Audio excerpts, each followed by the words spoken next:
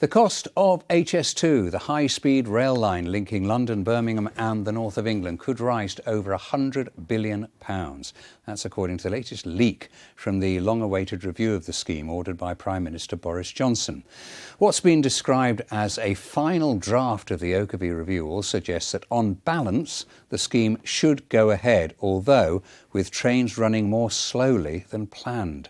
Our transport correspondent Peter Plisner is close to the site of the proposed Curzon Street HS2 station tonight.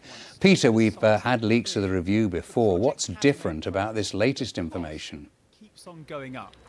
The budget for the project 5 years ago was £56 billion. Figure, not an official figure. Apparently it's the opinion of an expert who's given evidence to the Oakervie review. It also recommends that the northern legs to Manchester and Leeds be paused for 6 months while alternatives are looked at. Overall, it says the HS2 scheme should proceed, but subject to a number of qualifications. That could be the reason why the Transport Secretary told me on Friday that he was looking to ask more details and figures about HS2. Here in the Midlands, most people want a decision made rather than more leaks.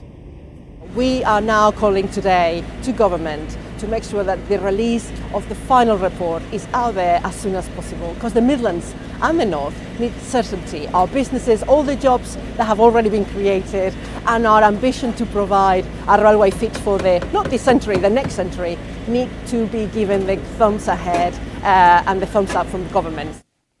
So, Peter, what have opponents of the scheme been saying about these latest links? Well, the Fair Fuel campaign has waded in today. They are concerned about costs. They say that 90% of all journeys are made by road, yet rail receives 9 times more investment. Stop HS2 campaign, they say rather than tinkering around with the proposals, the government should just pull the plug on HS2.